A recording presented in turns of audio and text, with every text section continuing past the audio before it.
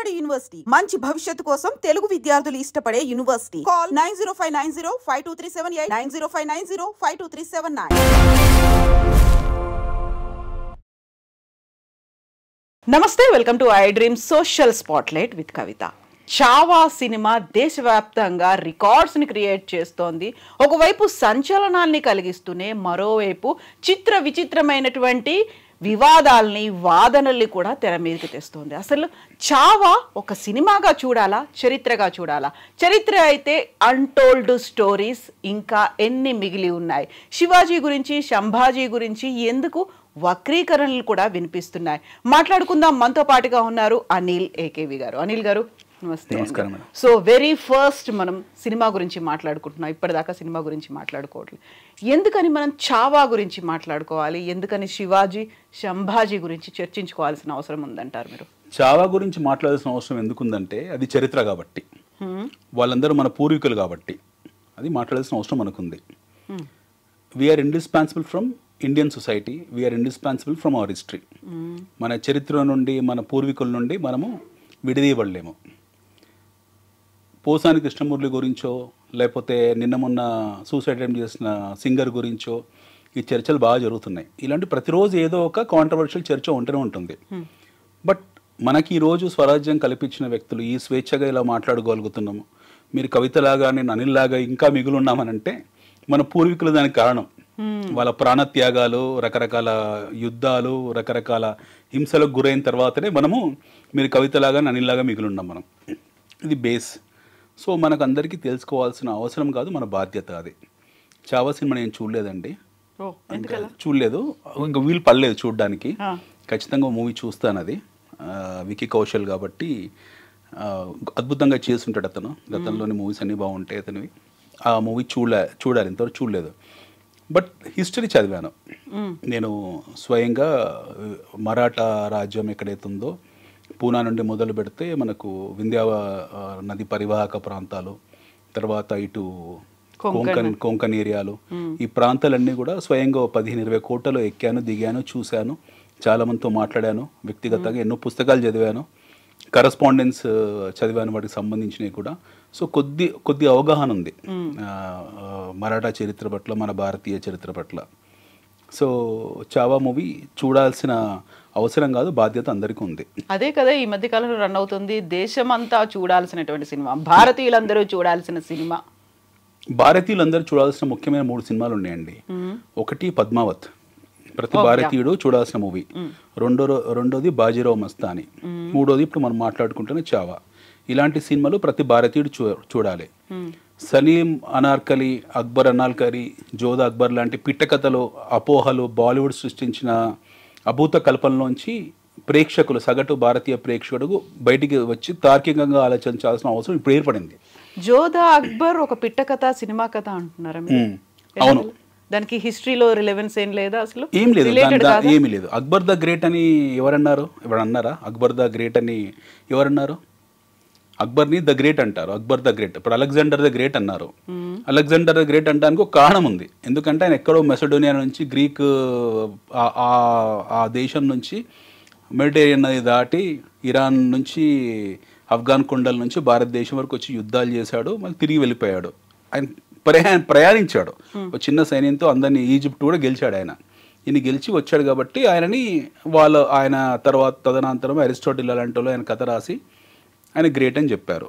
ఆయన డెఫినెట్గా మన ఇండియాలో ఓడిపోయాడు, వేరే విషయం. మన హిందూ రాజు పురుషోత్తముని చేతిలో ఓడిపోయాడు, చావు దెబ్బలు తిన్నాడు, వెళ్ళిపోయాడు అక్కడి నుండి. ఇది రాయబడని, లిఖించబడిన చరిత్ర. బట్ వాస్తవం ఇదే జరిగింది. వేరేజ్ ఆయన గ్రేట్ అనడానికి ఒక కారణం ఉంది, అక్బర్ ద గ్రేట్ అనడానికి కారణం ఉంది, అలెగ్జాండర్ గ్రేట్ అనడానికి కారణం ఉంది. మరి అక్బర్ ద గ్రేట్ అనడానికి ఎక్కడ ఏ కారణం లేదు. అక్బర్ భారతదేశం, వాళ్ళ నాన్న ఎవరైతున్నారో కాదు, అక్బర్ తండ్రి హుమాయూను, ఆయన తండ్రి బాబర్ ఎవరుతున్నారో వాళ్ళు సృష్టించిన రాజ్యంలోనే ఉన్నాడు ఆయన ఎప్పుడు కూడా. ఆయన ఏం భారతదేశం బయటికి వెళ్ళి ఇరాన్కో, ఇరాక్కో, లేకపోతే ఆఫ్ఘాన్కో, లేకపోతే పైన చైనాకో వెళ్ళి ఏమి యుద్ధాలు చేయలేదు. ఆయన ఇక్కడ లోకల్ రాజకీయాల్లోనే ఉన్నాడు, ఒక బాదుషాలాగా ఉన్నాడు, ఆయన జీవితాన్ని హ్యాపీగా ఎంజాయ్ చేసుకున్నాడు. ఆయన పెద్ద హారం ఉండేది ఆయనకు, అందులో దాదాపు 5,000 మంది స్త్రీలు ఉండేవాళ్ళు. ఆయన జీవితాన్ని కాకుమిన్సీలు అందరూ అంటారు, ఆయన ఉంపుడు గత్తెలు ఉండేవాళ్ళు వాళ్ళు. ఆయన లైఫ్ ఆయనది. చరిత్రలో ఆయనకు ఈ లవ్ స్టోరీ సలీం అనార్కలి లేదా జోధా అక్బర్ లాంటివి ఎక్కడ ఏం అంత గ్లోరిఫై చేసిన ఎక్కడ ఏం రాయలేదు. మనం హిస్టరీని చూడాల్సింది కరస్పాండెన్స్ ద్వారా. అంటే మోస్ట్లీ ఏమవుతుందంటే ఆ టైంలో ఇప్పుడు మన మోస్ట్ ఆఫ్ అవర్ హిస్టరీ రాసింది మార్కోపోలో. ఆయన వచ్చాడు భారతదేశానికి, తిరిగాడు. ఆ టైంలో ఆ సామాజిక పరిస్థితులు లేకపోతే ఆ టైంలో రాజకీయ పరిస్థితులన్నీ దృష్టిలో పెట్టుకొని ఆయన కరస్పాండెన్స్ రాశాడు. ఇక్కడ నుంచి ఉత్తర ప్రత్యుత్తరాలు జరిగాయి, వాటిని బేస్ చేసుకొని హిస్టరీ చాలా మటుకు రాయబడింది.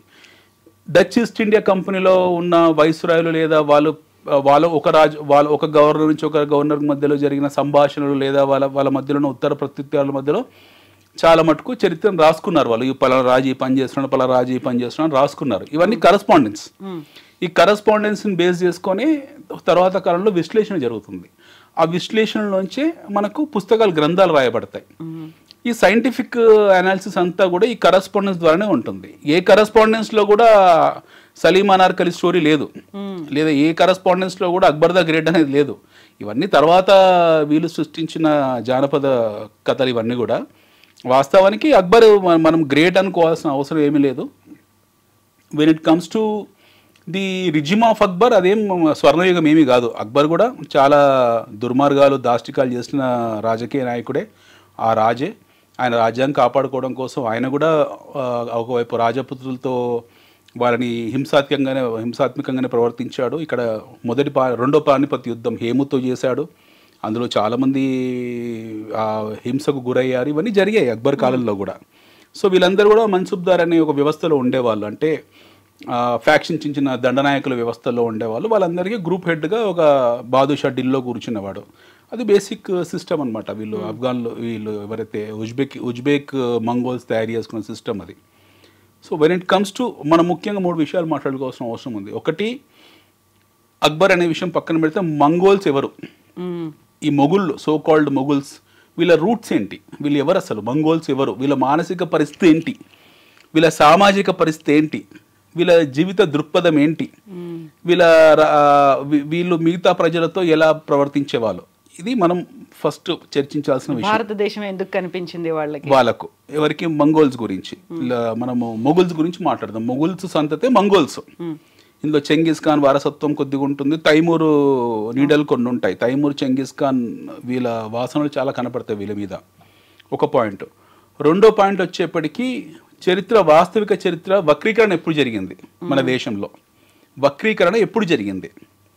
మూడోది, ఇప్పుడు మనం మాట్లాడుకున్న మరాఠా సామ్రాజ్యం, అఖండ మరాఠా సామ్రాజ్యమా లేకపోతే అఖండ భారత సామ్రాజ్యమా, ఇది స్థాపించడానికి శివాజీ ఎందుకు కలలు కన్నాడు.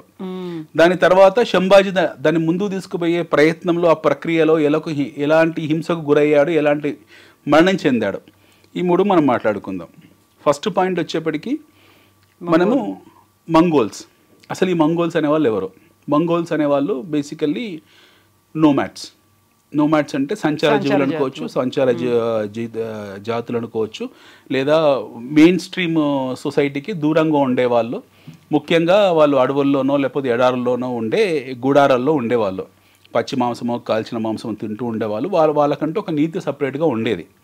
వీళ్ళు చుట్టుపక్కల రాజ్యాలని కబలించడము లేదా వాళ్ళ మీద దాడులు చేయడము ఇలా చేసి వాళ్ళ నుంచి ఆహార ఉత్పత్తుల్ని దోచుకొని వెళ్ళి వాటి మీద ఆధారపడి బ్రతికేవాళ్ళు. చెంగిస్ ఖాన్ కూడా ఆ కోవకు చెందినవాడే. చెంగిస్ ఖాన్ కూడా ఒక జాతికి చెందినవాడే. ఈ మంగోల్స్ వాళ్ళు Genghis Khan is not a Muslim. అది ఖాన్ అనేది ఒక నాయకుడికి ఉన్న పేరు. ఖాన్ అంటే నాయకుడు, తెగ నాయకుడిని ఖాన్ అనేవాళ్ళు. చెంగిస్ ఖాన్ని తెగ నాయకుడు కాబట్టి ఆయన ఖాన్ అనేవాళ్ళు. సో చెంగిస్ ఖాన్ ఆయన పరిపాలనలో ఉన్న ఎన్నో రాజ్యాలు ఉన్నాయి. ఈరోజు వచ్చేప్పటికీ తుర్కుమెనిస్తాను, ఉజ్బెకిస్తాను, ఆర్మేనియా, అజర్బైజాను, ఇవన్నీ కొంచెం మంగోలు, కొద్దిగా చైనా, ఇవన్నీ కూడా చెంగిస్ ఖాన్ రాజ్యంలో ఉండేవి. అందులో ఉజ్బెకిస్తాన్ వచ్చేప్పటికీ ఒక రాజ్యం. ఆ ఉజ్బెకిస్తాన్ రాజ్యము అప్పట్లో ఒట్టమాన్ సఫావిద్ల కంట్రోల్లో ఉండేది. ఒట్టమాన్లు అంటే ఈరోజు టర్కీని మనము ఒట్టమాన్ రాజ్యము. బై ద వే ఒట్టమాన్నే మనము ఈరోజు ఉస్మానియా అంటే ఒట్టమాన్ అర్థం. మనం ఇప్పుడు ఉస్మాన్ యూనివర్సిటీ హాస్పిటల్స్ ఇవన్నీ ఉస్మానియా అనే పేరుకు దీనికి ఉన్న మాతృక ఒట్టమాన్. సో వీళ్ళందరూ తుర్కీ రాజులు. అక్కడ ఇంకో రాజ్యం ఉండేది ఇరాన్లో, దాని పేరు సఫావిద్ రాజ్యం. ఈ రాజ్యానికి ఈ రాజుల మీద ఈ రాజులకు వీళ్ళకు ఎవరికి ఈ ఉజ్బెక్ సమర్కండ్లో ఉన్న రాజులకు ఇంటర్ కనెక్షన్ ఉండేది. వాళ్ళ మధ్యలో గొడవలు యుద్ధాలు ఎన్నో జరిగేవి. ఈ బాబర్ అంటే ఆయన మొదటిసారి వాళ్ళ అక్కడికి వెళ్ళాడు. అక్కడి నుండి భారతదేశానికి వచ్చాడు. Years come to India. అప్పటికి ఇబ్రాహిం లోడి మన దగ్గర పరిపాలిస్తున్నాడు. అలావుద్దీన్ ఖిల్జీ తర్వాత ఉన్న స్లేవ్ డైనాసిటీ వీళ్ళందరూ ఎవరైతే ఉన్నారో ఈ దౌలతాబాద్ చుట్టుపక్కల వీళ్ళందరూ ఉన్నారు. ఈయన పరిపాలిస్తున్నాడు. ఎవరు? మన ఇబ్రాహిం లోడి. ఆయన డైరెక్ట్గా అక్కడి నుంచి వచ్చాడు. బాబర్ వచ్చాడు. బాబర్ మొదటిసారి భారతదేశంలోకి వచ్చినప్పుడు అప్పటికి ఇరాన్లో ఈ ఇరాన్ అంటే పర్షియా లేకపోతే టర్కీ కొంచెం అడ్వాన్స్గా ఉండేవాళ్ళు in terms of science and technology. Artillery విషయంలో కొంచెం టెక్నాలజికల్గా వాళ్ళు స్ట్రాంగ్గా ఉండేవాళ్ళు. ఆయన వస్తున్నప్పుడు పిరంగులు తీసుకొని వచ్చాడు భారతదేశంలోకి మొదటిసారి. మందుగుండు సామాన్ తీసుకొని వచ్చాడు. ఆ మందుగుండు సామాన్తో యుద్ధం చేశాడు. ఇక్కడ ఇబ్రాహిం లోడిని పక్కన పడేశాడు, వశపరుచుకున్నాడు. మొదటిసారి ఉత్తర భారతదేశంలో రాజ్యం ఏర్పరిచాడు. That is the foundation of Mongol రాజ్యం. మంగోల్ రాజ్యానికి ఫౌండేషన్ అదే. సో ఆయన తర్వాత ఆయన కొడుకు హుమాయూన్ ఆయన కాల్జారి పడిపోతాడు, ఆయన చనిపోతాడు, అది వేరే విషయం. తర్వాత వచ్చిన ఆయన అక్బరు ఆయన దిన్ని హిలాయి అనేది ఒక మతాన్ని సృష్టించాడు. అన్ని సర్వమతాలు అని చెప్తారు, అది స్టోరీ ఒకటి ఉంది.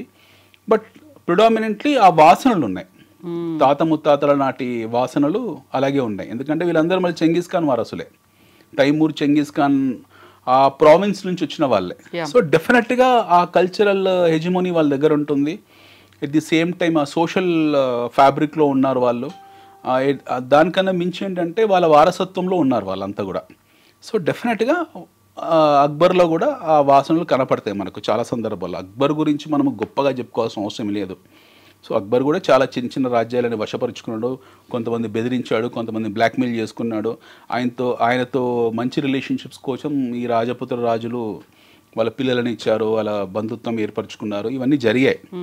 సో అదే అక్బర్ శరణార్థిగా సంభాజీ దగ్గరికి కూడా ఈయన వేరే, ఈ అక్బర్ వేరే. ఈ అక్బర్ వేరు, శరణార్థి. ఈయన ఔరంగజేబ్ కొడుకు. ఆయన ఆ అక్బరు వచ్చి హుమాయూన్ కొడుకు, బాబర్ మనవడు. ఇప్పుడు మీరు మాట్లాడుతున్న అక్బర్ వచ్చేసి ఈయన ఔరంగజేబ్ కొడుకు. చాలా మధ్యలో 3 తరాలు. ఇక్కడికి వచ్చాను, అక్బర్ దగ్గరికి వచ్చాను. అక్బరు తర్వాత ఆయన చనిపోతాడు. ఆయన తర్వాత ఆయన కొడుకు ఉంటాడు జహాంగీర్ అని చెప్పి. ఇప్పుడు మన సలీం అనార్కలి స్టోరీ మాట్లాడింది జహాంగీర్ గురించి. జహాంగీర్ అత్యంత క్రూరుడు చరిత్రలో. ఆయన సలీం అనార్కలి లవ్ స్టోరీ నడిపేంత గొప్పవాడు ఏం కాదు ఆయన. జహాంగీర్ అత్యంత క్రూరుడు, చాలా క్రూరుడు జహాంగీర్. ఆయన తమ్ముళ్ళని ఎంతోమంది హత్య చేయిస్తాడు. ఆయన నుంచే ఈ హత్యా పరంపరలు మొదలవుతాయి. అన్నదమ్ముల మధ్యలో హత్యా పరంపరలు మొదలైంది జహాంగీర్ నుండి. ఆ పదవుల కోసం ఐదర్ క్రౌన్ ఆర్ గ్రేవ్, కిరీటం అన్న ధరించు లేదా సమాధిలో కన్నా వెళ్ళు. ఈ 2 ఆప్షన్స్ అనమాట. ఒక రాజు ఉండంటే ఆ రాజుకు ఒక 10 మంది కొడుకులు ఉన్నారంటే అందులో ఎవడో ఒకడు చక్రవర్తి కావాలి, మిగతా 9 మంది చావాలి. ఈ పరంపర మొదలైంది జహాంగీర్ నుండి. అక్బర్కి ఆ ప్రాబ్లం లేదు, అక్బర్ ఒక్కడే. But when it comes to Jahangir వచ్చేప్పటికి ఏంటంటే జహాంగీర్కు చాలామంది అన్నదమ్ములు ఉన్నారు. అందరినీ కొంతమంది బంధించాడు, కొంతమంది చంపాడు, కొంతమంది వాళ్ళ లెక్కల్లో కూడా లేకుండా పోయారు. ఆయన చక్రవర్తి అయ్యాడు, బాదుషా అయిపోయాడు జహాంగీర్ తర్వాత జహాంగీర్ కొడుకు షాజహాన్. సో షాజహాన్ కూడా చక్రవర్తి కావడానికి ఆయన అన్నదమ్ములను చంపిస్తాడు, ఎంతోమందిని చంపిస్తాడు అన్నదమ్ముల్ని. ఎంతోమంది అన్నదమ్ములు చంపించిన తర్వాతనే షాజహాన్ చక్రవర్తి అవుతాడు. ఇప్పుడు షాజహాన్ ముంతాజ్ మహల్ మధ్యలో ఉన్న love story so called romanticise చేసింది మళ్ళీ ఒక కాంట్రవర్సీ. అందులో ఎన్నో కాన్స్పిరెన్సీస్ ఉన్నాయి. ఇప్పుడు ఆమె ముంతాజ్ మహల్ని తీసుకెళ్ళి ఇక్కడ సమాధి చేశారా, తాజ్మహల్లో చేశారా, అసలు తాజ్మహల్ అప్పుడే నిర్మించబడిందా లేకపోతే ఆయన నిర్మించాడా, అది అవన్నీ మనకు తెలిసిందే. అవన్నీ కూడా అలా సీక్రెట్ ఛాంబర్స్ ఉన్నాయి. దాని ఫౌండేషన్ టోటల్గా డిఫరెంట్గా ఉంటుంది ఇదనమాట. ఇప్పుడు ఢిల్లీలో కుతుబ్ మినార్ ఉంది. కుతుబ్ మినార్లో మీకు చాలా స్పష్టంగా శిల్పాలు కనపడతాయి. అందులో ఈరోజు ఎవరు నేకెడ్ ఐతో చూసినా సరే you can see the Indian sculptures, ఈ హిందూ గాడ్స్ కనపడతారు అందులో ఈ రోజుకి కూడా. తర్వాత కుతుబ్ మినార్ని ఈయన నిర్మించుకున్నాడు, కుతుబుద్దీన్ ఐబక్, ఆయన పేరు మీద పెట్టింది అది. తర్వాత ఆయన దాన్ని కూల్చేదే చేశాడు. తర్వాత ఈయన షాజహాన్ నిర్మించిన తాజ్మహల్ మీద మనకున్న కాంట్రవర్సీలు తెలిసిందే. దాని కార్బన్ డేటింగ్లో కూడా వీళ్ళ మొఘల్స్ రాకముందుకే ఉంది తాజ్మహల్ అని చెప్పేసి ఇంకొక థియరీ ఉంది. బట్ ఎనీ విచ్ వేస్ మనకు అవన్నీ రావు, క్లాసిఫైడ్స్ వాటి గురించి మనకు అవగాహన లేదు. నెక్స్ట్ వచ్చేప్పటికి ఆయన కొడుకు ఔరంగజేబు, సో కాల్డ్ ఔరంగజేబు. ఈ ఔరంగజేబు ఈ క్రూరత్వంలో పరాకాష్ట. వీళ్ళందరికీ ఇంకా గాడ్ ఫాదర్ అనమాట, క్రూరత్వంలో పరాకాష్ట. అవర షాజహాన్కు 4 కొడుకులు. పెద్దోడు దారాసిక్కో, ఆయన కొంచెం ముంతాజ్ మహల్ పోలికలు అందంగా ఉండేవాడు. రెండోవాడు వచ్చి మురాద్, వారి బెంగాల్ గవర్నర్గా పంపించాడు. మూడోవాడి పేరు గుర్తులేదు. 4వ వాడు ఔరంగజేబ్. సో ఈ నలుగురు కొడుకుల మీద ఔరంగజేబ్ అంటే ఇన్సెక్యూరిటీ షాజహాన్కు మొదటి నుంచి కూడా. ఏదో చేస్తాడని చెప్పి ఆయనకు కూతురు ఉండేది జహనారా అని చెప్పి. మళ్ళీ వీళ్ళ దాంట్లో ఇంకో దరిద్రం ఏంటంటే వీళ్ళ కూతురికి ఎప్పుడు పెళ్లి చేయలేదు. షాజహాన్ కూతురు పెళ్లి చేయలేదు, ఔరంగజేబ్ కూతుర్లకు పెళ్లి చేయలేదు. వీళ్ళు ఎప్పుడో కూతుర్లు ఇంటి వరకే పరిమితం చేశారు తప్పిస్తే వీళ్ళకు అల్లులను తెచ్చుకునే హిస్టారికల్ రికార్డ్స్ ఏమీ లేవు వీళ్ళవి. సో షాజహాన్ కూతురు జహనారాని ఇద్దరిని కూడా ఔరంగజేబ్ తీసుకెళ్ళి ఆగ్రా కోటలో బంధిస్తాడు, ఫతేపూర్ సిక్రీ కోటలో బంధిస్తాడు. నాయన రోజు నువ్వు తాజ్మహల్ చూసుకో అని. ఈ ఆయనకున్న 3 అన్నదమ్ములు ఎవరైతే ఉన్నారో, పెద్దోడు దారాసిక్కో, మురాద్, ఇంకోటి ఉంటాడు. ఈ 3 చంపేశాడు. ఈ కిల్ 3 of them. దెన్ ఈ బికమ్ ది ఎంపరర్ ఫర్ ఢిల్లీకి ఎంపరర్గా వెళ్ళాడు. సో ఢిల్లీకి ఎంపరర్ వెళ్ళిన తర్వాత ఆయన చేసిన మొదటి పని ఏంటనంటే, ఢిల్లీ యమునా నది తీరంలో ఒక భాష ఉండేది, దాని పేరు కరబోలి భాష. అది సంస్కృత ప్రాకృత భాష. హిందీ, సంస్కృతం, ప్రాకృతం సంబంధించిన ఇండో ఆరియన్ భాష ఈ కరబోలి భాష. ఈ కరబోలి భాషని ఔరంగజేబ్ అడాప్ట్ చేసుకొని, అంటే అప్పటికే అమీర్ ఖుస్రో వీళ్ళందరూ కొంతమంది దాన్ని డెవలప్ చేశారు. ఆ భాష పేరు ఉర్దూ అనేది పూర్తి భారతీయ భాష. ఉర్దూ విదేశీ భాష కాదు, పూర్తి భారతీయ భాష. అందులో సంస్కృత ఆర్య పదాలు, ప్రాకృత హిందీ పదాలు ఉన్న భాషని అది. మన ఓన్ లాంగ్వేజ్ అది. We think that Urdu is an out side language, but it is wrong. That is Indian language. ఈ ఉర్దూ భాషను తీసుకెళ్ళి ఆయన చేసిన మొదటి పని మిలిటరీ కమాండర్లకు పెట్టాడు, ఆర్మీకి పెట్టాడు, ఆర్మీకే పరిమితం చేశాడు. ఆర్మీ వాళ్ళు మాట్లాడుకోవాల్సిన సీక్రెట్ లాంగ్వేజ్ కింద ఉర్దూ చేశాడు. Imagine is intelligence. ఒక తోడేలుకున్న తెలివి అనమాట, చాలా క్రూయల్ మెంటాలిటీ. సో అక్కడ ఆ భాషను తీసుకెళ్ళి వాళ్ళకి పరిమితం చేశాడు. ఔరంగజేబ్ తదనంతరం ఉర్దూ జనబాహుల్యంలోకి వచ్చింది, ఫ్లైష్ అయింది, జనబాహుల్యంలోకి వచ్చింది. ఇప్పుడు అంతవరకు కూడా ఈ కరిబోలిలోంచి పుట్టిన ఉర్దూ ఏది ఉందో అది ఆర్మీ వాళ్ళు మాట్లాడుకునేదే ఉర్దూని. సో చాలా మందికి ఒక ప్రశ్న ఉంటుంది, ఉర్దూ విదేశీ భాష అని. విదేశీ భాష అయితే మనం 500 రూపాయల నోటు మీద, 100 రూపాయల నోటు మీద ఎందుకుంటుంది? అది విదేశీ భాషలు ఉండవు కదా. అలాంటప్పుడు ఏ ఫ్రెంచ్ను లేకపోతే జపనీస్ను పెట్టేవాళ్ళం. మనం ఎందుకు పెట్టుకుంటాం ఉర్దూని? Urdu is 100% Indian language. So Aurangzeb గురించి కాసేపు చర్చిద్దాము. ఇంకో ముఖ్యమైన రెండో పాయింట్ మనం మిస్ అయింది ఏంటంటే, మన చరిత్ర మనకు స్పష్టంగా చెప్పలేదు. ఎందుకు మన చరిత్ర, ఇది చాలా recent history, 500 years old history. చాలా వరకు హైజాక్ అయింది. ఎస్, ఈ 500 years ఓల్డ్ హిస్టరీ అయితే ఉందో, మంగోళ్ళ చరిత్ర కానివ్వండి లేదా విజయనగర సామ్రాజ్యం చరిత్ర కానివ్వండి, మనకెందుకు అందులో ఉన్న స్పష్టత లభించలేదు? సాధారణ భారతీయునికి ఎందుకు అందులో ఉన్న వాస్తవాలు తెలియజేయలేదు అన్నదానికి నా దగ్గర ఒక ఆన్సర్ ఉంది. I have my own analysis for it, in fact which has been discuss with lot of friends over nights. చాలామందితో చర్చించిన విషయాలు, చాలామంది ప్రొఫెసర్స్తో మాట్లాడిన విషయాలు.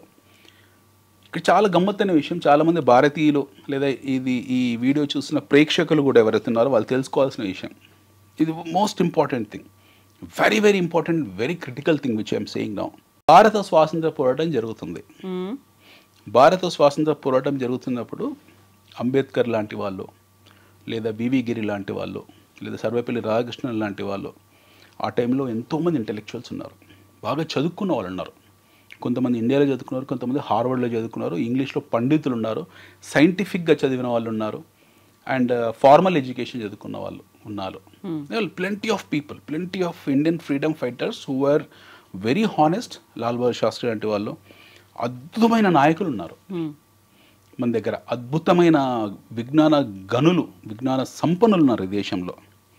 వీళ్ళందరినీ కాదని ఎక్కడో సౌదీ అరేబియాలో పుట్టి, ఎక్కడో ఇరాక్లోనో ఇరాన్లోనో ఆ ప్రాంతంలో అరబ్ లీగ్ కోసం పాటుపడి అరబ్బీ మాత్రమే మాట్లాడగలిగి, భారతదేశంలో ఏ ఫార్మల్ ఎడ్యుకేషన్ లేని, కేవలం ఒక మతపరమైన విద్యా వ్యవస్థ నుంచి అక్కడి వరకే పరిమితమై, అరబ్బీ లేదా పర్షియా లాంటి భాషలకే పరిమితమై ఫార్మల్ ఎడ్యుకేషన్ లేని వ్యక్తి మనకు మొదటి ఎడ్యుకేషన్ మినిస్టర్. ఆయన పేరు మౌలానా అబుల్ కలాం ఆజాద్. సో మౌలానా అబుల్ కలాం ఆజాద్ అనే వ్యక్తి మనకు మొదటి ఎడ్యుకేషన్ మినిస్టరు ఈరోజు ఎడ్యుకేషన్ డే చేస్తాం ఆయన పుట్టినరోజు నాడు. ఆయనకి అసలు ఎడ్యుకేషన్ లేదు. యూనివర్సిటీస్ ఉన్నాయి. ఆయన he never went to any formal education. ఆయనకి ఎలాంటి శాస్త్రీయ విద్యనే లేదు. ఆయన సమకాలీకులైన వ్యక్తులు ఎవరైతున్నారో అప్పటికే రాజ్యాంగం రాస్తున్నారు. అంబేద్కర్ ద గ్రేట్ ఈయన అనాలి గ్రేట్ అంబేద్కర్. ఎవరు the great Ambedkar the great విజ్ఞాని. ప్రపంచంలో ఉన్న టాప్ క్లాస్ మేధావుల్లో బహుశా ఆయనే మొదటివాడు మన దృష్టిలో. అట్లాంటి ఒక అద్భుతమైన వ్యక్తి. ఆయన టీంలో ఎంతమంది భారత రాజ్యాంగం రాస్తున్నారు ఆ సమయంలో? There are plenty of people.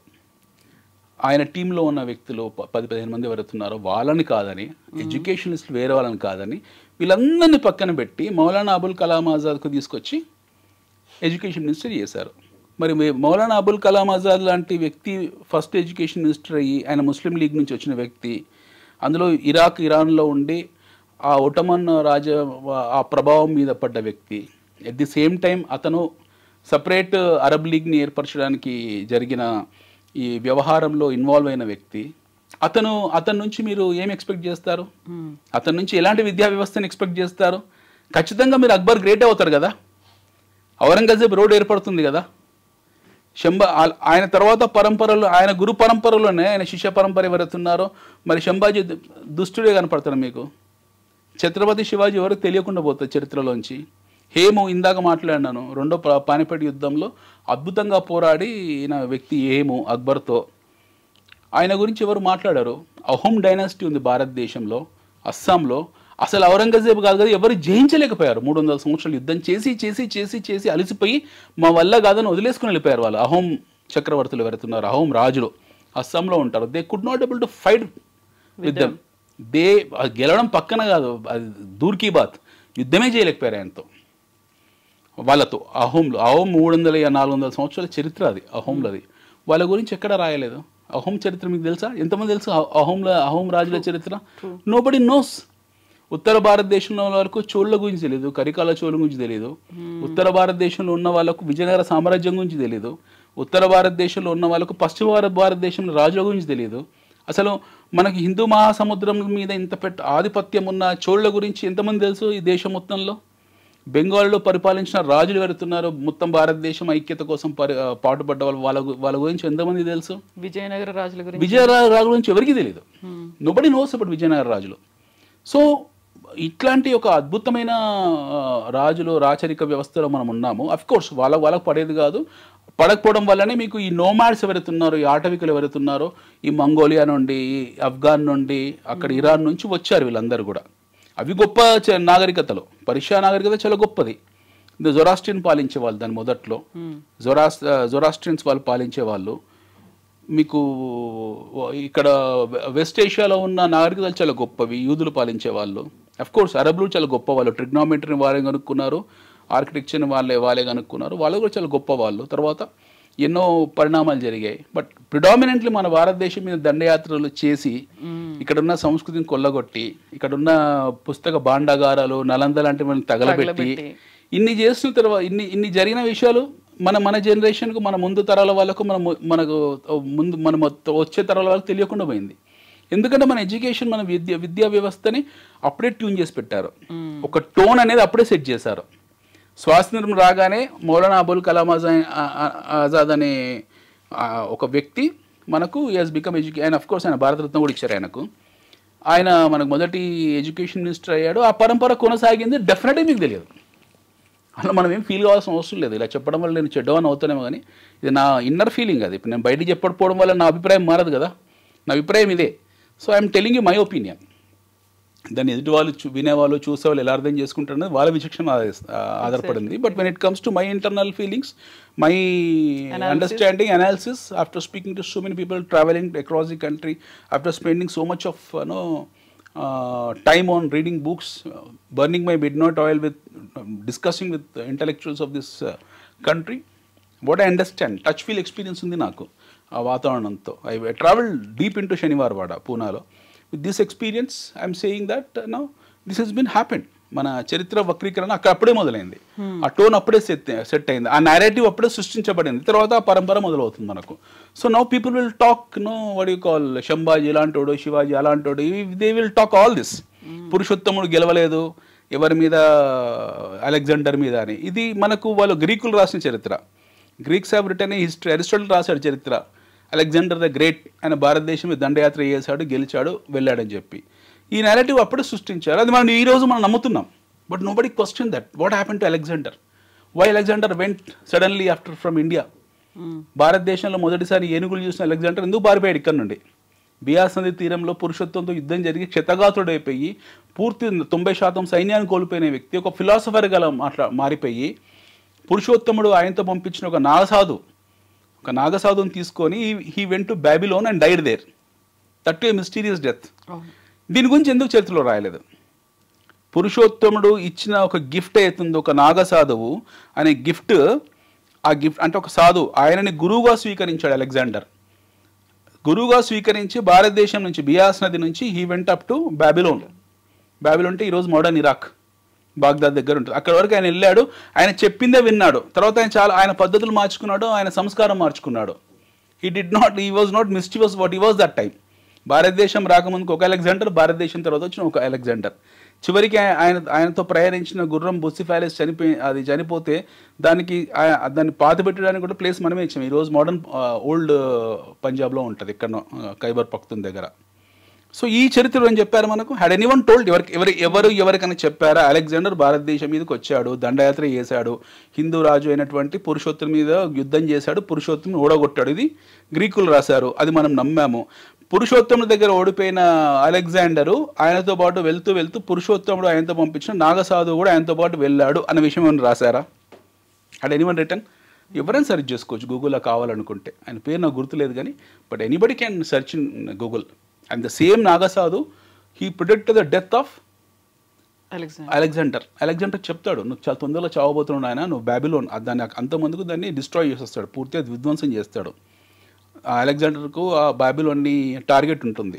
Cyrus the great అనే ఒక మహారాజు కట్టించిన అది. ఆ సైరస్ ద మహారాజు ఎప్పుడు కూడా వెళ్ళి మెసిడోనియన్ దీవుల్ని జయించేవాడు. సో వీళ్ళ రాజ్యం కూడా విధ్వంసం చేశాడు. ఆయనకు అలెగ్జాండర్ కోపం ఉంది వ్యక్తిగతంగా. వాళ్ళ నాన్న ఫిలిప్ అని ఉంటాడు, ఆయన చెప్పాడు, అరే బాబు నువ్వు నెక్స్ట్ టార్గెట్ అదే పెట్టుకో మనసులో అని.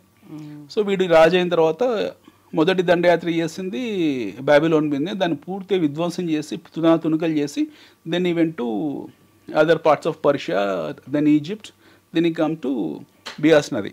But in the crux of the time, ఈ కోర్స్ ఆఫ్ ద టైంలో అలెగ్జాండర్లో ఉన్న ఆ దుష్ట మైండ్ సెట్ మారిపోయింది, పూర్తి స్థాయిగా మారిపోయింది, ట్రాన్స్ఫార్మ్ అయిన తర్వాత. దెన్ వెన్ ఈ వెంట్ టు బ్యాబిలోన్, ఆ బ్యాబిలోన్ వెళ్ళిన తర్వాత ఈ నాగసాధువు చెప్తాడు తనకి, సాధువు, నాకు టైం వచ్చేసింది డియర్ అలెగ్జాండర్, నేను కూడా నా శరీరాన్ని త్యజించాల్సిన వయసు వచ్చింది, ఇప్పుడు నేను శరీరాన్ని త్యాగం చేస్తున్నా అని చెప్పేసి అలెగ్జాండర్ వారిస్తున్నా సరే ఆయన నవ్వుకుంటూ ఒంటిని నూనె పోసుకొని తగలబెట్టుకుంటాడు, ఆయన దహనం చేసుకుంటాడు. And this is in front of Alexander and this team of commanders. Alexander team and of commanders అందరు వేడుకుంటారు, వద్దు గురుగారు మీరు చావకండి, ఆత్మహత్య చేసుకోకండి, అది ఆత్మహత్య కాదురా, ఇది శరీర త్యాగము, ఆత్మకు మరణం లేదు అని చెప్పి ఆయన ఒంటిని నూనె పోసుకొని తగలబెట్టుకుంటాడు బ్యాబిలోన్లో. అండ్ అది కూడా నవ్వుకుంటూ ప్రాణత్యాగం చేస్తాడు. ఇది రాశారు చరిత్రలో. ఆయన చెప్పినట్టే అలెగ్జాండర్ చాలా ఆ తర్వాత నెలకు 2 నెలలకు చనిపోతాడు, మిస్టీరియస్ డెత్ అయినది. Nobody has return this history. సిమిలర్గా ఇలాంటి చరిత్ర రాయని లిఖించబడని చరిత్ర అవుతుందో మన దేశంలో కోకలుగలో ఉంది. సో మరాఠా చరిత్ర గురించి ఎవరు రాశారు? నోబడీ రోట్ అబౌట్ మరాఠా చరిత్ర. ఇప్పుడు మనం will come to Aurangzeb. Maratha చరిత్ర అనగానే ఫస్ట్ గుర్తొచ్చేది ఛత్రపతి శివాజీ మహారాజ్. ఆయన మాత్రం గుర్తొస్తూ బాగున్నారు, ఛత్రపతి శివాజీ మహారాజ్ అని ఉద్వేగంగా అన్నారు మీరు కూడా, అది ఆటోమేటిక్ వచ్చేస్తుంది కదా. ఛత్రపతి శివాజీ మహారాజ్ తండ్రి ఎవరైతుండ్రో ఆయన షహాజీ. ఆయన ఒక దండనాయకుడు, ఆయన ఒక మన్సూబ్దార్ లేదా సుబేదార్ కాదులేండి, ఆయన ఒక చిన్నపాటి ఫ్యాక్షనిస్ట్. ఆయన ఒక స్మాల్ ఫ్యాక్షనిస్ట్ పూనా దగ్గర. Now what happened is he is a small factionist who was supporting Adil Ali Bijapur. Bahmani రాజులకు ఈయన ఆయుధాలు సప్లై చేసేవాడు. ఇది ఒక ప్రైవేట్ ఆర్మీ ఉండేది అప్పట్లో. రాజులకు సొంత ఆర్మీ ఉండేది కాదు. రాజులకు ఉండే ఆర్మీ 20%, మిగతా 80% army private faction group supply చేసేవాళ్ళు. ఆయుధాలు కానివ్వండి, క్యావలరీ ఏనుగులు కానివ్వండి, లేకపోతే ఈ గుర్రాలు కానివ్వండి, ఇక్కడ సప్లై వెళ్ళేవాళ్ళు. ఆ వేరే రాజ్యం కొల్లగొట్టిన తర్వాత ఆ రాజ్యంని దోచేసుకున్న దాంట్లో ఎవరి పర్సంటేజ్ పంచుకునే వాళ్ళు. ఇది ప్యూర్ ఇది మిడ్ డే దోపిడీ అనమాట. ఇది ఇది వెరీ సింపుల్. ఇప్పుడు ఈ రోజు కూడా మనం మోడర్న్ వార్ఫేర్లో చూసేదే కదా, అమెరికా వెళ్ళి ఉక్రెయిన్ మీద కన్నేసిందని అంటే ఉక్రెయిన్లో ఉన్న యురేనియం కోసమే కదా, లేకపోతే వాడికి శత్రుత్వం ఉందా, లేకపోతే జాతి వైషమ్యాలు ఉన్నాయి, అవేమీ లేవు కదా. ఇప్పుడున్న యుద్ధాలు మారిపోయాయి. అప్పుడు యుద్ధం డైరెక్ట్ యుద్ధం అనమాట, చాలా ఫేర్ వార్ అనమాట ఇది. వీళ్ళు వెళ్ళడము, వాళ్ళని కొల్లగొట్టడము, ఆ రాజ్యంలో ఉన్న ఆయుధాలని, లేకపోతే ధాన్యాగారాన్ని, లేకపోతే భాండాగారాలని ఏవైతే ఉంటాయో నగలు నట్ర పుట్ర అన్నీ తీసుకొని పారిపోవడం అక్కడ నుండి. సో ఇలాంటి పనులు ఈ రాజులు చేసేవాళ్ళు బేసికలీ. యుద్ధాలు దీనికోసమే జరిగేది. But there is one Raju is exception from this. ఒకడు ఉండేవాడు ఇందులో నుంచి ఎక్సెప్షన్. వాడు పూర్తి గజ దొంగ. వాడు రాజు ఏం కాదు, పూర్తి గజ దొంగ, 100% గజ దొంగ. ఆయన పేరు గజనవి. గజనవి నుంచి వచ్చిన గజని. ఆ గజని అంటాడు పక్క గజ దొంగ అనమాట. Is not a king. వాడేం రాజు కాదు, వాడొక గజ దొంగ. మన దగ్గర దగ్గులు ఉన్నట్టు తక్స్ అంటాం మనం, ఉన్నట్టు వాడొక గజ దొంగ. వాడికి ఒక గ్యాంగ్ ఉండేది. వాడు ఎంతసేపు హిందూ ఆలయాల మీద దాడులు చేసేవాడు, ఇంకా వేరే దాని మీద దాడి చేసేవాడు కాదు. వాడు టార్గెట్ సోమనాథ్ టెంపుల్. మన గుజరాత్ తీరంలో ఉన్న సోమనాథ్ టెంపుల్లో గుజరాత్లీలు ఎవరైతే ఉన్నారో వాళ్ళు రకరకాల కష్టార్జితాలు చేసి కష్టపడి వజ్రాల వ్యాపారాలు, ఆ వ్యాపారాలు, ఈ వ్యాపారాలు చేసి బాగా డబ్బు కూడబట్టి కొంత percentage of money they use to give it to temple. So ఆ టెంపుల్స్కి ఇచ్చేవాళ్ళు. ఆ టెంపుల్స్లో చాలా అద్భుతమైన నగలు నట్ర ఇవన్నీ ఉండేవి. వాడికి తెలుసు గజనీకి, గజ దొంగాడు. అక్కడి నుంచి గుజరాత్ తీరంకి వచ్చేవాడు, ఓవర్ నైట్ వచ్చేసి కొల్లగొట్టేసి ఇక్కడ ఐటమ్స్ అన్ని ఎత్తుకొని పారిపోయేవాడు. వాడు పని అదే అనమాట. ఇలా పారిపోయేవాడు. మళ్ళీ వీళ్ళందరూ కష్టపడి మళ్ళీ అన్ని కూడబెట్టేసి రెడీ చేయగానే వాడు అక్కడి నుంచి ఇన్ఫర్మేషన్ ఉండేది, ఆ బాబు రా రెడీగా ఉందని. మళ్ళీ వచ్చేవాడు. అలా 17 సార్లు దండయాత్ర చేశాడు. 17 టైమ్స్. ఇక్కడ ఏ రాజుకు సిగ్గు లేదు అని చంపేద్దామని. No Raju was united to kill him. ఇక్కడ ఉన్న గుజరాత్ తీరంలో, రాజస్థాన్ తీరంలో, అప్పుడున్న ఆ భారతదేశంలో, ఆ ప్రాంతంలో, ఎందుకంటే వాడు వచ్చి 20,000 మంది సైన్యంతో ఇంతమంది రాజులు ఉండేవాళ్ళు, కానీ ఎవరికి సిగ్గు లేదు. ఎందుకనంటే వాడిని పట్టుకొని అక్కడ మధ్యలో చంపేద్దామని. యూనిటీ లేదు.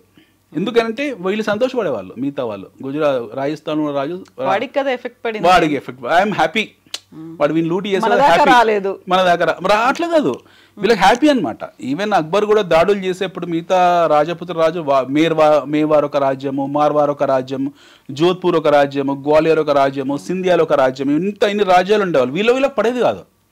వీళ్ళకి గొడవలు, అంతర్గత గొడవలు ఉండేవి. సో చాలా హ్యాపీగా ఫీల్ అయ్యేవాళ్ళు. ఇప్పుడు మార్వార్ రాజు జోధ్పూర్ రాజు మీద సంతోషపడేవాడు. అమ్మ అక్బర్ వచ్చి దాడి చేశాడు, వీడిని కొల్లగొట్టాను, వీడు చాలా హ్యాపీగా ఫీల్ అయ్యేవాడు. సో ఇట్లాంటి మైండ్ సెట్ ఉండేది, నీచమైన స్వభావం ఉండేది. ఆ దరిద్రం ఈ రోజు కూడా ఉంది మన దగ్గర. సో ఆ దరిద్రంలో వాళ్ళు ఉండేవాళ్ళు, ఆ మైండ్ సెట్లో ఉండేవాళ్ళు. అందుకు వాడు చదువు రాదు, అక్బర్కు చదువు లేదు, పాడు లేదు, ఏమీ లేదు, ఎడ్యుకేషన్ లేదు. అసలు అక్బర్ స్నానమే చేసేవాడు కాదు. Is fear of taking bath. నెలల తరబడి అక్బర్ స్నానం చేసేవాడు కాదు. ఇమాజిన్, ఇది వాస్తవం. ఇది మీరు ఎక్కడైనా క్రానికల్స్ చదవండి, అక్బర్ గురించి ఉంటుంది. అక్బర్కు ఒక మైండ్ సెట్ ఉండేది, స్నానం చేస్తే చనిపోతానే, స్నానం చేస్తే చనిపోతానే మైండ్ సెట్లో అక్బర్ ఉండేవాడు. సో అందువల్ల ఎప్పుడో కానీ స్నానం చేసేవాడు కాదు. సో ఇది ఎవరు రాయరు దీని గురించి. అక్బర్ని చాలా అందగానిలాగా చూపిస్తారు. So he is a man who never took bath. ఎప్పుడో అకేషనల్గా ఎప్పుడో చేస్తే 1 నెల 2 నెలలు 3 నెలలకు ఒకసారి, అది కూడా వైద్యులు చెప్తే లేకపోతే చర్మం వచ్చిపోతాడు నాయన అని, అనివార్యమైన పరిస్థితులు. Similarly we had this kind of mentality among the Kings of Indian Kings. ఈ రాజుల్లో ఉన్న అంతర్గత పోర్వల్ ఏంటంటే వాడు అక్కడి నుంచి గజదొంగ గజనీగాడు రావడము, ఇక్కడ లూటీ చేయడము, పోవడం. 17 times he has done that. 17 times ఇక్కడ ఎవరికి సిగ్గు రాలేదు. చివరికి వాడికే విసుకొచ్చింది. ఏం ఊరికే రాపోవడమే, నాకు ఆ లైన్లో వెళ్ళి రావడం బోర్ అయిపోయిందని చెప్పి.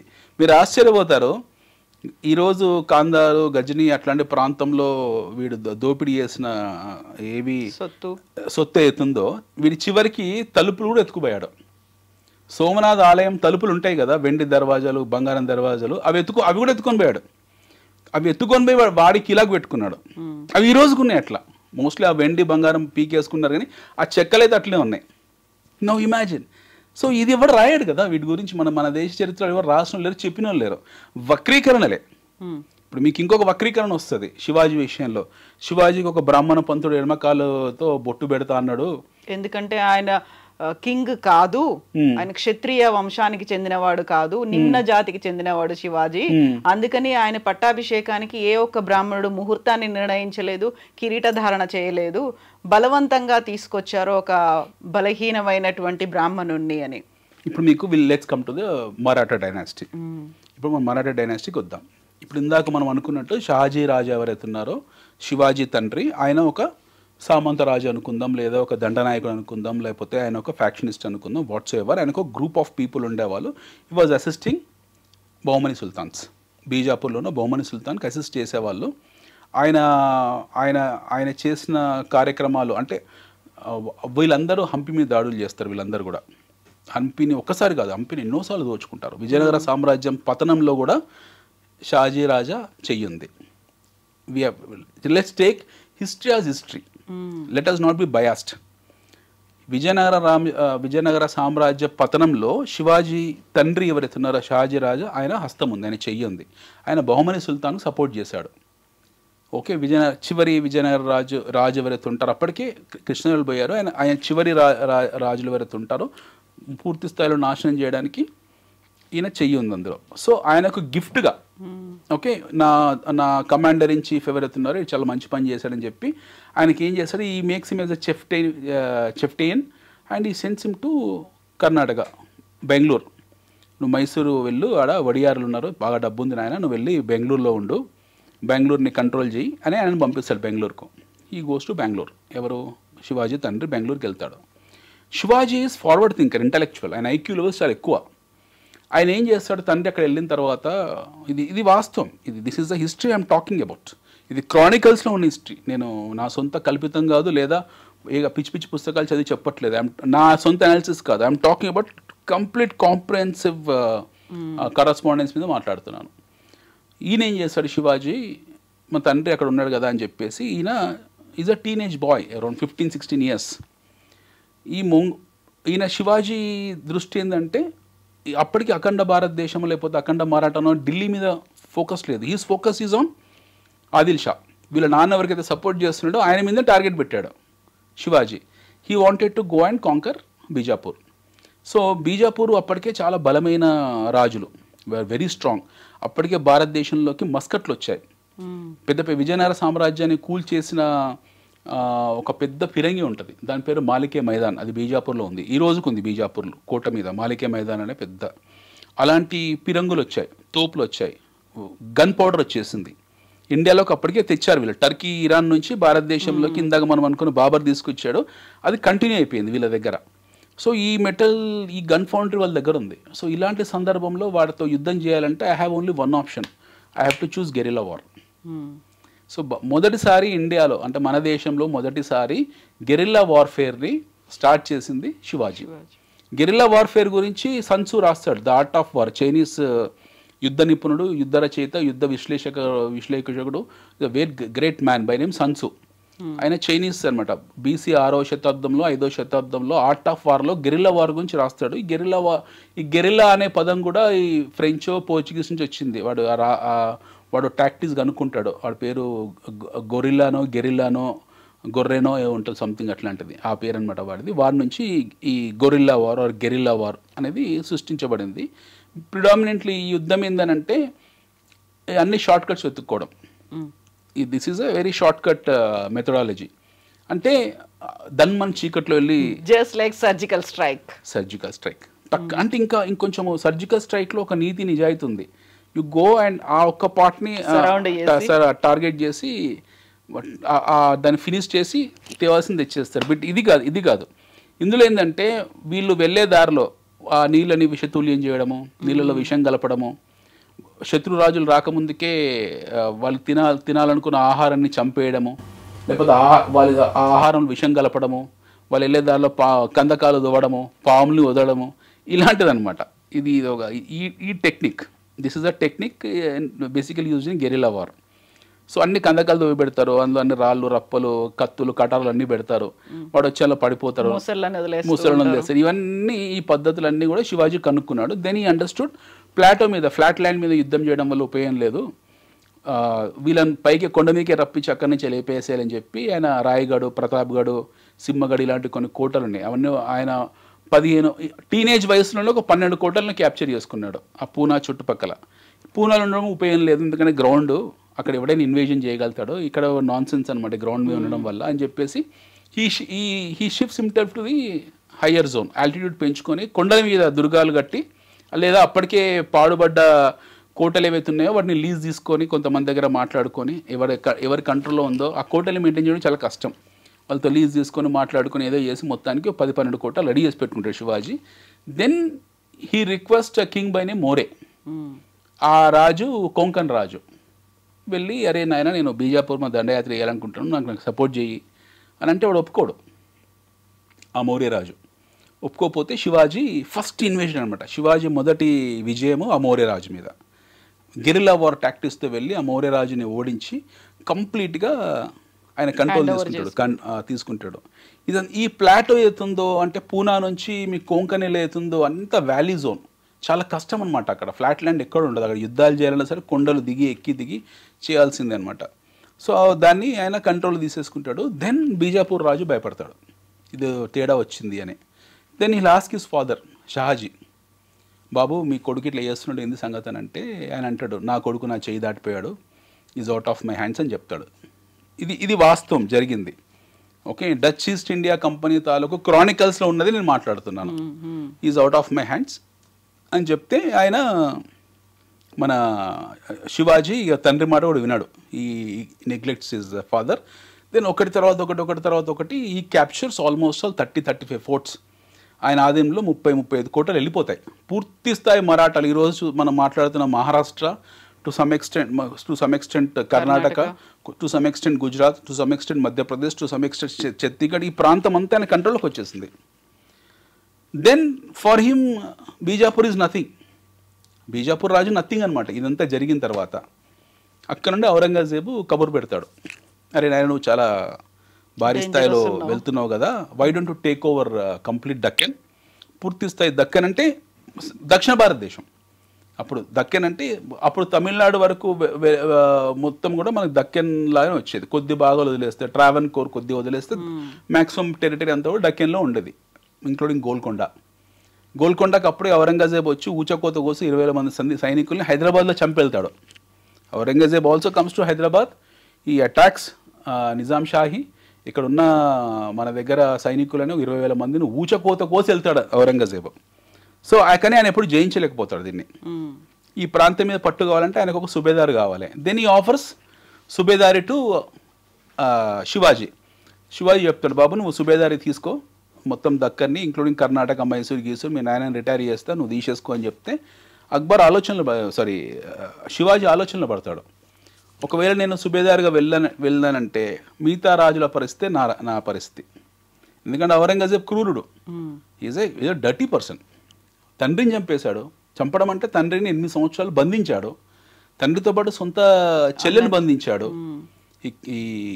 హీ కెప్ దెమ్ అజైలంలో పెట్టాడు, ఆయన కోర్టులో పెట్టేసి వాళ్ళని ఒక పూట భోజనం పెట్టి 8-9 సంవత్సరాలు ఆ భోజనంలో పాయిజన్ పెట్టి చచ్చిపోయే పరిస్థితి తీసుకొచ్చి చంపేశాడు లిటరల్. ఎందుకంటే ఒక రాజు, ఆయన షాజాను అంత పెద్ద చక్రవర్తి బందీగా ఉంటే ఆయన మానసిక స్థితి అంతా అల్లకల్లలో ఉంటే అర్థం చేసుకోవచ్చు. He dies. Then he kills his own brothers. దారాసిక్కోని చంపేస్తాడు for a simple reason that దారాసిక్కోకు పరమత సహనం ఉండేది. ఆయన అందరితో బాగా కలిసి తిరిగేవాడు. ప్లస్ ఆయన సంస్కృతం నేర్చుకున్నాడు, చాలా మటుకు సంస్కృతంలో ట్రాన్స్లేట్ చేయడం మొదలుపెట్టాడు. He has created fundamental radicalism. ఎవరు? ఔరంగజేబ్. అరే వీడు మొత్తం మన మతాచారానికి వ్యతిరేకంగా వెళ్తున్నాడు, మీరు లేపేయాలని చెప్పి వాడు రెండో తమ్ముడు పెడుతుంటాడు మురాద్ అని చెప్పి బెంగాల్ గవర్నరు, వాడు తాగుబోతు, వాడిని తీసుకొచ్చి వానితో ఈయన చేయి కలిపి వీని చంపేస్తాడు.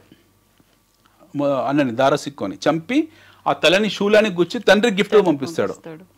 రెండో బ్రదర్ పడుతుంటాడు మురాద్ అనేటాడు బెంగాల్లో, వాడు తాగుబోతూ వీడి వల్ల మనకు మొత్తం వంశనాశనం చేస్తున్నాడు వీడు, సో వీని కూడా లేపేయాలని చెప్పి మూడో అన్న ఉంటాడు, వాడు గుజరాత్ గవర్నర్, వాడి పేరు గుర్తు రావట్లేదండి, వాడికి చెప్పి వాడిని ఉసిగొల్పి ఇద్దరు కలిసి వీని చంపేస్తారు.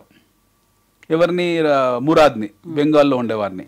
ఏమని చెప్తాడు, నాకు రాజ్యం మీద ఎలాంటి కాంక్ష లేదు, నీకు తెలుసు కదా నేను స్పిరిచువల్గా ఉంటా, నేను రోజు ప్రార్థనలు చేసుకుంటా, నేను రేపు పొద్దున్న మక్కకో మదీనాకి వెళ్ళిపోతా, తర్వాత రాజ్యాన్ని నువ్వే కాపాడుకోవాలి, వీడుంటే మటుకు రాజ్యం సర్వనాశనం అవుతుంది, వీళ్ళు లేపేద్దామని చెప్పి మురాద్ గారిని లేపేస్తారు.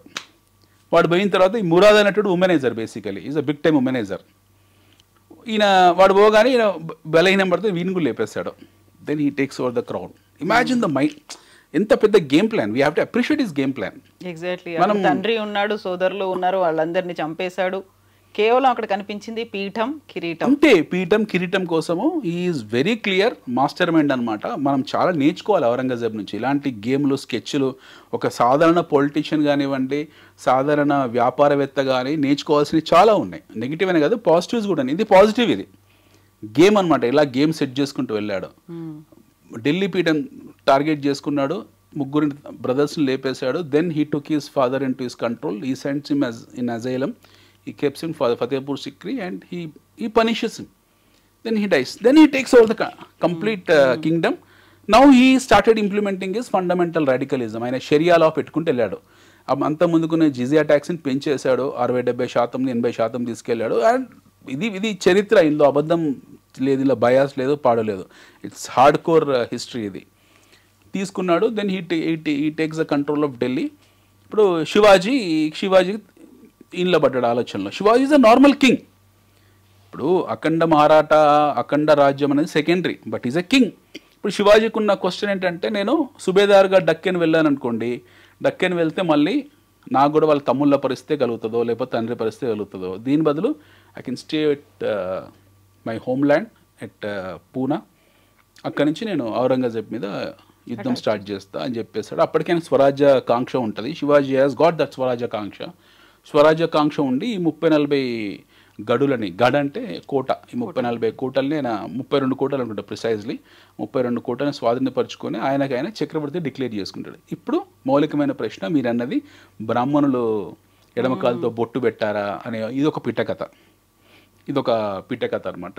సో ఆయన చక్రవర్తిగా డిక్లేర్ చేసుకుంటాడు. నౌ ఇమాజిన్, ఇంత చూసిన బ్రాహ్మణులు కానివ్వండి, ఇంత చూసిన క్షత్రియులు కానివ్వండి, చిన్న వయసు నుంచి ఎట్ ద ఏజ్ ఆఫ్ 14, 15, 16 తండ్రిని ఎదిరించి, బీజాపూర్ ఆదిల్ షాని ఎదిరించి, ఔరంగజేబుని ఎదిరించి, దక్కెని పక్కన పెట్టేసి స్వరాజ్యాన్ని విస్తరిస్తా అని చెప్పి ఆయన స్వయంగా యుద్ధాలలో వెళ్ళి ఎన్నో కోటల్ని స్వాధీనపరుచుకొని ఎంతోమంది శత్రువులని తుదిముట్టించి, he has come just like a tiger, lion, roaring lion లా వచ్చాడు ఆయన. అట్లాంటి వ్యక్తిని నేను పట్టాభిషేకం చేసుకుంటానంటే కాదనేవాడు దమ్మోడు కనుందా ఆయనని? లేకపోతే నువ్వు తక్కువ జాతో ఎక్కువ జాతో అనేంత సినిమా అక్కడ ఉందా ఎవరికన్నా? First point. ఇది ఎక్కడ లిగించలేదు దీని గురించి. సనుగొచ్చు కొంతమంది, ఎందుకంటే క్షత్రియులను చూసిన బ్రాహ్మణులు ఎవరైతే ఉంటారో వాళ్ళు మాట్లాడుకోవచ్చు, ఈయన క్షత్రియుడు కాదు కదా, లేకపోతే ఈయన రెగ్యులర్ రాజపుత్రుడు కాదు కదా అనుకోవచ్చు. ఈయన రాజపుత్రులు ఉండేవాళ్ళు అప్పట్లో, వాళ్ళనే కాసేపు క్షత్రియులు అనుకుందాం. రాజ్పుట్స్ అనే వాళ్ళనే కాసేపు క్షత్రియులు అనుకుందాం. యాక్చువల్లీ రాజ్పుట్స్ కూడా క్షత్రులు ఏం కాదు. ఓకే, అందరూ అనుకుంటారు రాజపుత్రులు అనగానే క్షత్రులు, రాజపుత్రులు వాళ్ళు. ఓకే, దే ఆర్ రాజ్పుట్స్ అనేది ఒక క్లాన్. అది వాళ్ళు ఏం క్షత్రులు కాదు. మన చాతుర్వర్ణాల్లో బ్రాహ్మణ, వైశ్య, క్షత్రియ ఈ దాంట్లో ఆ బేసిక్ క్షత్రియులు కాదు. మనం మహాభారతం మాట్లాడుకున్న క్షత్రియులు కాదు వీళ్ళు. రాజ్యం పరిపాలించిన ఎవరైనా క్షత్రియుడే, రాజ్య పరిపాలనలో ఎవరైనా క్షత్రియుడే. క్షాత్రం తెలిసిన వ్యక్తి క్షత్రియుడు ఏమంటారు కదా, I don't know what exactly is been told as, but క్షత్రియులే. ఈరోజు రేవంత్ రెడ్డి గారు క్షత్రియుడే, ఆయన రెడ్డి కావచ్చు, బట్ రాజపాలన చేస్తుంది కదా, ఆయన రాజే. మనం మామూలు టర్మ్స్ మాట్లాడుకుంటే కేసీఆర్ గారు రాజే, చంద్రబాబు గారు రాజే, మొన్నటిదాకా పరిపాలించిన జగన్ గారు రాజే, నరేంద్ర మోడీ కూడా రాజే. పరిపాలన ఉన్నాం, వాళ్ళ పరిపాలన మనం ఉన్నాం కదా, we are under their regime. So వాళ్ళు అదనమాట పర్స్పెక్టివ్ ఆఫ్ రాచరికం అంటే అదే. సో ఈయనకి ఒప్పుకోరు. ఈయన కొంతమంది ఒప్పుకోకపోవడం కాదు, గుసగుసలు ఉన్నాయి. Yes, of course there were some talks here and there. ఈయన అప్పుడే కొత్తగా వచ్చిన ఇంకో కులస్తుడు. సో రెగ్యులర్ యాక్సెప్ట్ చేయలేకపోయారు, అంతే. యాక్సెప్ట్ చేయాలి, తప్పకుండా చాయిస్ లేదు. యాక్సెప్ట్ చేయడం చేయకపోవడం అనడానికి చాయిస్ లేదు. 30-32 కోటలు జయించిన యాక్సెప్ట్ చేయడం అంటే ఉప్పు పాత్ర వేస్తారు అక్కడ స్పాట్లో, అంత సినిమా అక్కడ లేదు. సో దెన్ ఇది జరుగుతున్నప్పుడు ఎవరైతే ఎక్కువ విమర్శలకు గురయ్యాడో ఈయన గంగాభట్ కాదు, గాగాభట్, విశ్వేశ్వర శర్మ అనుకుంటా ఆయన పేరు, ఇంకో ఇద్దరు కాశీ పురోహితులు వాళ్ళు సప్తనదుల నీళ్లు తీసుకొచ్చి, సప్తనదుల నుంచి మనం మాట్లాడుకుంటున్న జలాలు, సప్త జలాలు, గంగా, యమున, సరస్వతి, సింధు, కావేరి, ఈ సప్త జలాలు తీసుకొచ్చి శివాజీకి పట్టాభిషేకం చేస్తారు. వాటితో స్నానం చేయించి ప్రాపర్ కరోనేషన్ చేస్తారు వాళ్ళు. ఇది వాస్తవం. ఈ గుసగుసలని ఏందో వాళ్ళు వీళ్ళు అనుకున్న ఇప్పుడు నాకు కూడా ఇష్టం లేదండి కొంతమంది మంత్రివర్గంలో ఉండడము, నాకు కూడా ఇష్టం లేదండి అమెరికా ప్రెసిడెంట్ ట్రంప్ ఉండడము. నేను ఇక్కడ గుసగుసలు మాట్లాడుతున్నాను. ఇప్పుడు ఇదేం నేను మాట్లాడింది అథెంటిక్ కాదు కదా. నేను బోల్డ్ అంటాను ట్రంప్ గురించి. ఆయన ట్రంప్ పన్ను విధానాలు నచ్చట్లేదు. నా దేశం మీద, భారతదేశం మీద ట్రంప్ పన్నులు పెడతా అంటే ఒక భారతీయుడిగా నా మనసు నొచ్చుకుంది, నేను తిడతాను 100%. మేము ఇచ్చిన వ్యాక్సిన్ మీ సగం దేశం బతికింది, మీరెవరు మామే పన్నులు పెడతారు అనడానికి, నాకు అన్ని సర్వ హక్కులు అనడానికి. బైడెన్ వచ్చి రిక్వెస్ట్ చేశాడు, కాలు పట్టుకున్నాడు మన ప్రధానమంత్రిది, మాకు వ్యాక్సిన్ ఇవ్వండి బాబు సస్తున్నామని చెప్పి. మరి మేము ఇచ్చిన ప్రాణభిక్ష, మేము పెట్టిన ప్రాణభిక్ష, మరి మాకు హక్కు ఉంటుంది, మా మీద పన్నులు పెడితే మాకు కోపం రాదా? నేను 4 మాటలు అంటాను, అంత మాత్రాన అయిపోతుందా? ఆయన ప్రధాన అధ్యక్షుడు దిగిపోతాడు ఆయన. సిమిలర్లీ మన ఛత్రపతి శివాజీ కూడా ఛత్రపతిగా, చక్రవర్తిగా ఆయన ఆవిష్కరించుకునే ముందు కొన్ని గుసగుసలు, సనుగులు అక్కడిక్కడ ఉండొచ్చు. బట్ మన మేధావులు ఏం చేస్తారంటే, మన దేశంలో మనకు చాలా ఎక్కువ మేధావులు. We are the only country where world has the best intellectuals who criticize their own home land.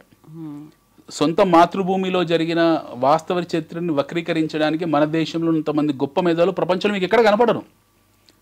ప్రపంచంలో ఓడిపోయిన యుద్ధాలని గెలిచామని రాసుకున్నారు. అరిస్టాటిల్ వాళ్ళు యుద్ధం ఓడిపోతే భారతదేశంలో గెలిచామని రాసుకున్నాడు. They have return very proudly that we have one over India అని చెప్పి. బట్ మన దేశంలో ఏంటంటే ఓడిపోయారనే విషయాన్ని మనం ఒప్పుకుంటాం ఇక్కడ. సో సిమిలర్గా ఇప్పుడు ఎవరో రాశారు, బ్రాహ్మణులు సనిగారు, బ్రాహ్మణులు సనిగుంటారు, కానీ ఒప్పుకోకపోవడం కాదు. ఎడమకాలు ఈయన చూసారా, ఎడమకాలతో బొట్టు వీళ్ళకి ఉత్తరం రాసిచ్చారా, లేకపోతే వీళ్ళ దగ్గర ఏమైనా క్రానికల్స్ ఉన్నాయా, లేకపోతే కరస్పాండెన్స్ ఉందా ఎక్కడన్నా? ఆయన ఎడమకాలు బొటన వేలుతో బొట్టు పెట్టాడు, ఎక్కడుంది? What non sense is this? Absolute utter non sense ఇది. You are what do you call insulting a great king of this country in amplifiers. ఈ దేశంలో ఒక గొప్ప రాజుని ఇంతకన్నా దారుణంగా అవమానించడం మీకు ఎక్కడ ఉంటుందా? How non sense is this? మీకు బ్రాహ్మణ ద్వేషానికి అక్కడానికి ఇంకా వేరే విండోస్ ఉన్నాయి. బ్రాహ్మణులు నచ్చకపోతే మీకు అనడానికి వేరే పద్ధతులు ఉన్నాయి. You can choose. There are some authentic things where you can ventilate your anger on Brahmins, no issues. But why are you insulting a king albeit? ఆయన భుజం మీద ఎందుకు బ్రాహ్మణులు కాల్చాలని చూస్తున్నారు? తప్పు కదా అది. It's wrong.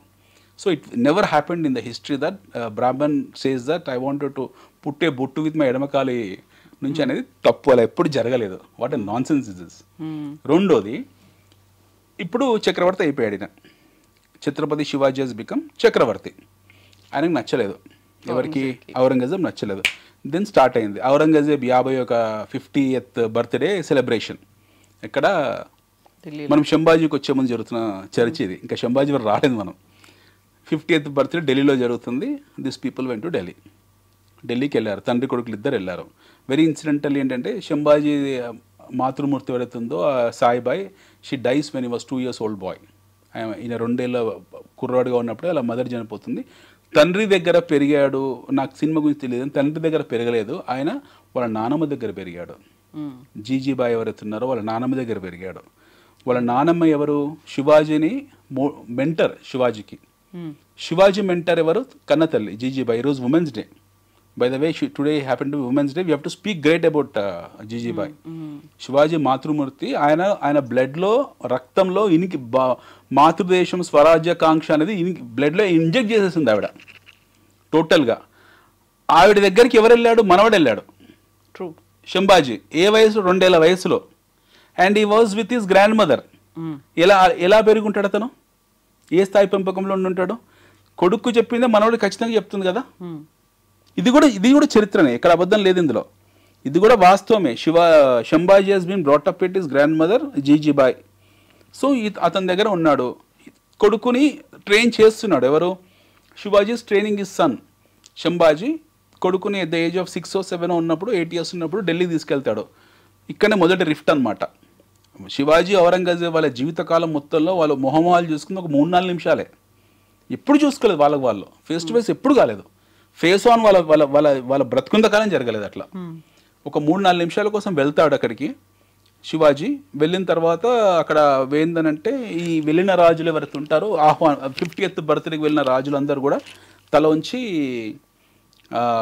ప్రణామం చేసి రావాలి. Shivaji has not done that, అది చేయలేదు. ఆయన వీపు చూయించాడు, బంధించారు ఆయనని తీసుకెళ్ళి, కొడుకుని తండ్రిని బంధించారు.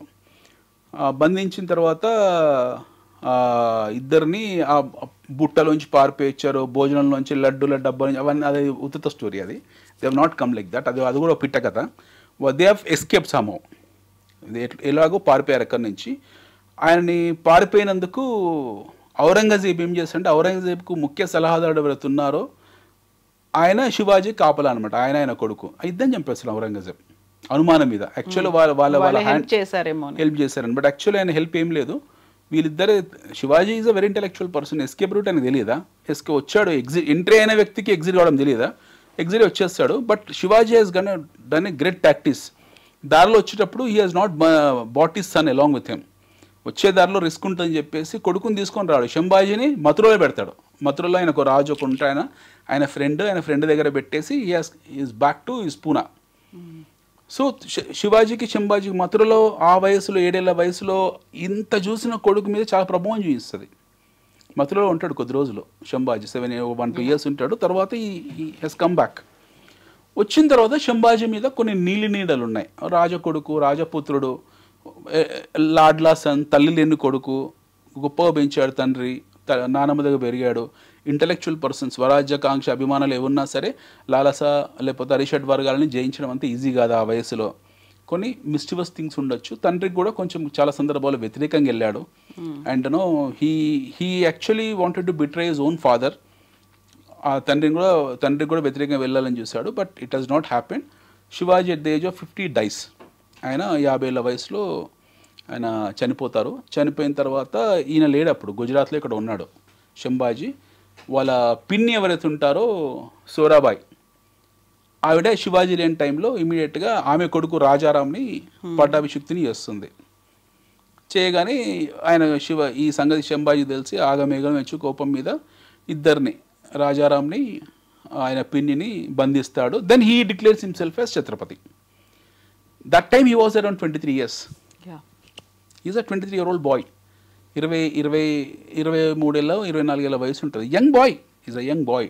23-24 years వయసులో ఆయన రాజాభిషిక్తి చేసుకొని చక్రవర్తి డిక్లేర్ చేసుకొని then he understand what is father mind set. ఎప్పుడైతే రాజుగా కుర్చీలో కూర్చుంటాడో అప్పుడు అర్థమవుతుంది ఆయన తండ్రి ఏం కలలు కన్నాడు. అంతకాలం ఉన్న యవ్వన కాలంలో, అంతకాలము ఒక యువరాజుగా బాధ్యత లేకుండా ఉన్న వ్యక్తికి then once he become the king he understands the responsibility of అఖండ భారత్ ఏంటి. అప్పుడు ఆయన prime target Delhi. Then Sambhaji's prime target is only Delhi. Then సమూహం మనకు తెలిసింది, ఔరంగజేబు బంధిస్తాడు ఎవరిని, శంభాజీని. శంభాజీ పట్టుకోవడంలో కూడా ఆయన దగ్గర అప్పుడు స్పైయింగ్ ఎలా ఉంటుందంటే, స్పైయింగ్ వర్సెస్ కౌంటర్ స్పైయింగ్ ఉంటుంది. ఈయన స్పైసే ఆయనకు ద్రోహం చేసి ఉంటారు, లేకపోతే ఈయన టార్గెట్ చేసి ఉంటారు. Somehow the other he dice at the age of 31-32 years. అది కూడా ఔరంగజేబ్ కూడా ఇతన్ని చంపే విధానం ఏంటంటే, శివాజీని జయించలేకపోయిన ఔరంగజేబ్ ఏంటంటే ఆయన తండ్రి మీద ఉన్న కోపం కొడుకు మీద తీర్చుకున్నాడు. Is a cruel man. Aurangzeb is a cruel man, basically దుష్టుడు. సో అతని మనసులో ఏముంది, నేను శివాజీని జయించలేకపోయాను. శివాజీ పోతూ ఒక కొత్తను తయారు చేశాడు.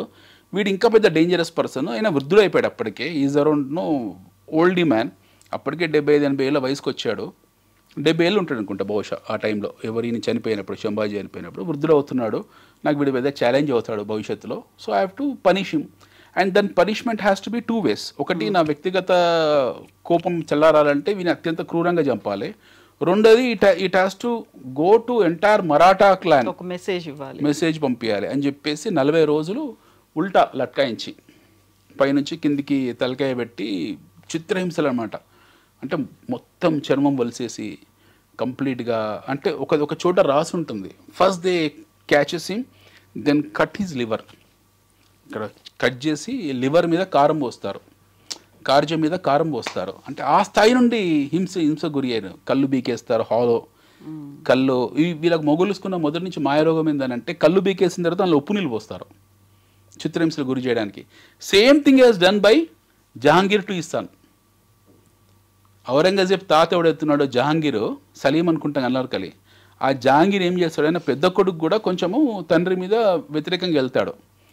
వాడిని పట్టుకొని వాడిని జైల్లో వేసి చిత్రహింసలు గురి చేసి కళ్ళు బీకేసి ఉప్పు నీళ్ళు పోసి చివరికి ఆ బతుకున్నాగానే జంతువులకు క్యానిబల్స్కు మర్చిపోయా, వీళ్ళకు ఎవరికి నరమాంస భక్షకులకు క్యానిబల్స్కు ఆహారం చేసిరేస్తాడు.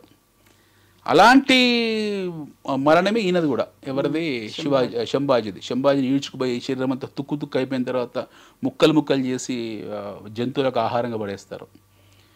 But what happened is after the death of cruel death of Sambhaji, ఆయన ఔరంగజేబ్ అనుకున్నది ఏంటి, భయపడతారు జనాలని, మరాఠాస్ భయపడతారని. But 27 bloody long years Marathas took given a fight to Aurangzeb. 27 సంవత్సరాలు ఔరంగజేబ్ని ముప్పు తిప్పలు పెట్టి 3 చెరువులు నీళ్ళు దాపిస్తారు. ఓడిపోరు, లొంగరు. Marathas the great. ఈరోజు ప్రతి మరాఠాకు మనం సలాం కొట్టాలి. ప్రతి భారతీయుడు మరాఠాస్కు సలాం చేయాలి, కనిపిస్తే దండం పెట్టాలి. ఎందుకంటే వాళ్ళు రగిలించిన రాజకాంక్ష అది ఎక్కడి వరకు వెళ్ళిపోయిందో తర్వాత మన భారత స్వాతంత్రం మీద కూడా దాని ప్రభావం పడింది. Marathas given a great fight in the Indian history. చాలా గొప్ప యుద్ధం చేశారు. తర్వాత వాడు Aurangzeb he dice at the age of 91-92. ఆ డిస్సాటిస్ఫాక్షన్ చచ్చిపోతాడు. Aurangzeb dies with his dissatisfaction. 27-28 సంవత్సరాలు యుద్ధం గెలవలేకపోతాడు, పోతాడు. ఔరంగజేబ్ తర్వాత ఆయన మనవడు కొడుకు ఉంటాడు, బహదూర్ షా జాఫర్ అని చెప్పి. బహదూర్ షా జాఫరు చూడండి, హౌ కర్మ కమ్స్ బ్యాక్, హౌ ఇట్ రిటాలియేట్స్. కర్మను ఎవరు తప్పించుకోలేరు. బహదూర్ షా జాఫర్ని బ్రిటిష్ వాళ్ళు బంధిస్తారు, తీసుకెళ్ళి రంగూన్ జైల్లో పడేస్తారు. అక్కడే చచ్చిపోతాడు. ఈ రిక్వెస్ట్, అరే నన్ను మా ఊరికి పంపిరా నాయన, ఢిల్లీకి పంపేయండి, నేను నన్ను అక్కనే పాతి పెడతారంటే పంపరు వాళ్ళు, బ్రిటిష్ వాళ్ళు. వాళ్ళు ఇలాగ ష్రూడ్ పీపుల్, వీనే జావని చెప్పి అలా చచ్చిపోతాడు. ఎవరు? బహదూర్ షా జాఫర్ అక్కడే చచ్చిపోతాడు. ఆయన భారత స్వాతంత్ర పోరాటం చేశాడు, అవి చేశాడని ఇవన్నీ మళ్ళీ ఇది ఒక పిట్టకథ. ఆయన ఏ స్వాతంత్ర పోరాటం చేయలేదు. ఆయన పోరాటం చేసింది ఆ ఢిల్లీలో ఆయన రాజ్యం కాపాడుకోవడం కోసం. కొంతమంది అప్పటికే ఉన్న 1857 రెవల్యూషన్లో అప్పటికే ఉన్న ఈ విప్లవకారులు ఎవరుతుంటారో, ఉద్యమకారులు, స్వతంత్ర సేనానులు ఎవరుతుంటారో వాళ్ళందరినీ సహాయం కోరుతాడు. ఏమని వెళ్ళి వాళ్ళ సహాయం కోరుతాడు. ఏమని సాయం కోరుతాడు? నా రాజ్యం నాకు ఇప్పియండి, నాకు సాయం చేయండి, ఇది కూడా భారతదేశంలో భాగమే కదా అని చెప్పి. సో ఎవరు హెల్ప్ చేయరు, లైట్ తీసుకుంటారేనండి. వీళ్ళ గురించి తెలుసు కాబట్టి ఆయన్నే ఫైట్ చేస్తాడు, ఓడిపోతాడు. ఆయన తీసుకెళ్ళి పాత బంగ్లాలో పెడతారు, తర్వాత రంగూన్ జైల్లో పడేస్తారు. He dice. Today his family, Aurangzeb so called Mongols, first ఎవరు అనుకున్నాం మనం? బాబర్, హుమాయూన్, అక్బర్, జహాంగీర్, షాజహాన్, ఔరంగజేబ్, బహదూర్ షా జాఫర్. ఈరోజు సేమ్ బహదూర్ షా జాఫర్ మనవళ్ళు మనవరాళ్ళు బెంగాల్లో, భోపాల్లో, పట్నాలో అంటూ దమ్ముకుంటున్నారు, అడుక్కు తింటున్నారు. Similar thing happen to Tipu Sultan also. Next time మనం టిప్పు సుల్తాన్లోని the other angle of Tipu Sultan చర్చించుకుంటాం. ఆయన పెద్ద భారత స్వాతంత్ర పోరాటం అని చాలా భయంకరంగా రాస్తుంటారు, కానీ ఆయన పోరాటం చేసింది ఆయన రాజ్యాన్ని కాపాడుకోవడానికి. భారతదేశం స్వాతంత్రం కోసం ఏం పోరాడలేదు. ఆయన పోరాటం చేసింది ఆయన రాజ్యం కాపాడుకొని. ఆయన 1,00,000 భ్రమలు, 1000 హెలూసినేషన్స్ ఉండేవి. ఆయన ఒక మానసిక జబ్బుతో బాధపడేవాడు టిప్పు సుల్తాను. చివరి క్షణంలో కూడా చెప్తే ఆయన తప్పించుకోలేకపోయాడు. దట్స్ అ డిఫరెంట్ స్టోరీ, మనం మళ్ళీ మాట్లాడతాం. Now karma I'm talking about. How karma has come back. Karma has come back like this. ఆయన వారసులు ఎవరుతున్నారో ఈరోజు అంట్లు దొమ్ముకుంటూ, సైకిల్ దొక్కుంటూ, రిక్షాలు దొక్కుంటూ, ఆటోలు దొక్కుంటూ, అరటి పండ్ల బండ్ల మీద పంక్చర్లు వేసుకుంటున్నారు వాళ్ళు. సో గొప్ప రాజు ఏంటి? ఎవరు ఆదరించి ఉండేవాళ్ళు. గొప్ప రాజులు, గొప్ప చరిత్ర ఉండుంటే ఎవరో ఒకరు ఆదరించి ఉండేవాళ్ళు. ఇదే గ్వాలియర్ రాజులు, ఇదే సింధియా రాజులకు ఆ దరిద్రం పట్టలేదు. వాళ్ళు ఈరోజు కూడా విజయరాజ సింధియా, లేకపోతే మాధవరావు సింధియా కొడుకు ఎవడెత్తున్నాడో వీళ్ళందరూ హ్యాపీగా ఉన్నారు. వీళ్ళు మంత్రి పదవులు అనుభవించుకుంటూ వీళ్ళందరూ ఉన్నారు. బట్ వేరాస్ దిస్ ఫ్యామిలీ, ఎందుకంటే they have killed their own people. ఆదరణ లేకుండా పోయింది. ఆదరణ లేదు, ఎందుకంటే వాళ్ళే చంపుకుంటూ పోయారు. చూడండి, వాళ్ళని ఆదరించడానికి ఎవరు ఈ దేశంలో డబ్బున్న లేరా? వాళ్ళు ఆదరించాలనుకుంటే చాలామంది ఉన్నారు కదా. ఇప్పుడు పెద్ద పెద్ద సంస్థలు, ఇప్పుడు అరబ్ సంస్థలు ఉన్నాయి మన దేశంలో యాక్టివ్గా ఉన్నారు. వాళ్ళు గల్ఫ్ సంస్థలు ఉన్నాయి మన దేశంలో యాక్టివ్గా ఉన్నారు. సౌదీ సంస్థలు ఉన్నాయి మన దేశంలో యాక్టివ్గా ఉన్నారు. లేరా వీళ్ళందరూ కూడా?